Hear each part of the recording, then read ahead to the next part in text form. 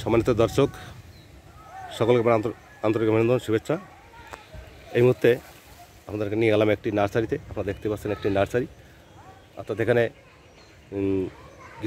বেশ কিছু গাছের চারা আপনাদেরকে একটু দেখানোর চেষ্টা করছি।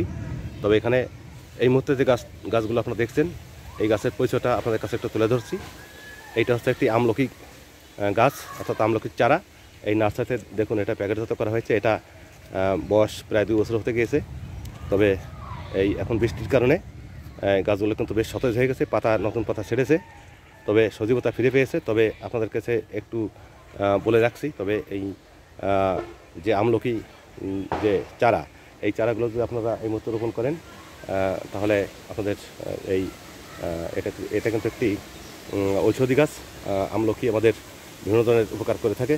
তবে আপনার বাড়ির আঙ্গিনায়, বাড়ির পাশে, রাস্তার পাশে যদি এ ধরনের গাছ রোপণ করতে চান তাহলে এখান থেকে এই গাছগুলো সংগ্রহ করতে পারেন।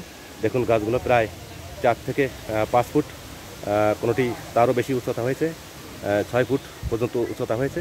গাছগুলো বেশ বড় হয়েছে, বা গাছগুলো বেশ পাতা ছেড়েছে, সবুজে বেশ একটি শোভাবর্ধন করেছে। আপনারা যদি এই ধরনের গাছ রোপণ করতে চান তাহলে এখানে চলে আসুন।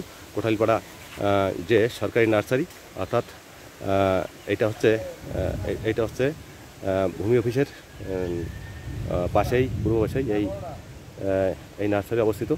এখান থেকে আরও বিভিন্ন ধরনের গাছ আপনারা পেতে পারেন। তবে এই গাছ রোপণ করার জন্য আপনারা যদি সবাই মনোযোগী হন তাহলে অবশ্যই আমাদের দেশের একটি সুন্দর একটি পরিবেশ ফিরে আসবে। গাছ আমাদের অক্সিজেন দেয়, গাছ আমাদের ফল দেয়, ফুল দেয়, গাছ আমাদের পরিবেশের ভারসাম্য রক্ষা করে। তাই গাছের প্রতি আমাদের সবার যত্নশীল হতে হবে।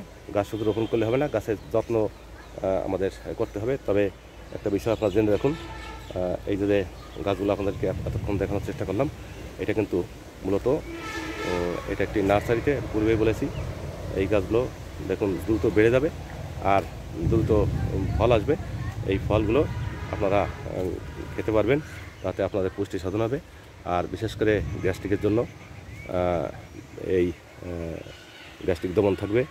আর আপনার আরও এছাড়া বিভিন্ন ধরনের উপকার এই আমলকিতে হয়ে থাকে।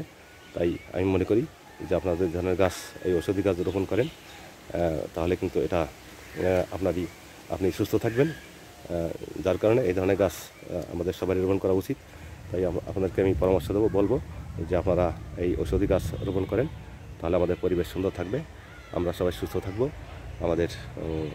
আমরা নিরোগ থাকব। তো এই জন্য আমাদের সবারই গাছ রোপণে উদ্যোগী হতে হবে। গাছ রোপণের দিক আমাদের যত্নশীল হতে হবে। তাই বন্ধুরা, গাছ আমাদের পরিবেশ বান্ধব, গাছের বিকল্প আসলে কিছুই নেই। আর গাছের সঙ্গে কিন্তু আমাদের জীবন জীবিকা জড়িয়ে আছে, কারণ আমরা যত ধরনের খাবার খাই তা মূলত সব গাছ থেকেই বেশিরভাগ আমরা পেয়ে থাকি। তাই গাছকে বাদ দিয়ে কিন্তু আমাদের জীবন কল্পনা করা যায় না। তাই বন্ধুরা, এতক্ষণ আমার সঙ্গে ভিডিওটি ধৈর্য সহকারে দেখেছেন, এই জন্য আমি আপনাদেরকে অনেক ধন্যবাদ জানাচ্ছি। সবাই ভালো থাকবেন, সুস্থ থাকবেন। দেখা হবে কোনো এক নতুন ভিডিওতে। ততক্ষণ সবাই সুস্থ থাকুন। ধন্যবাদ।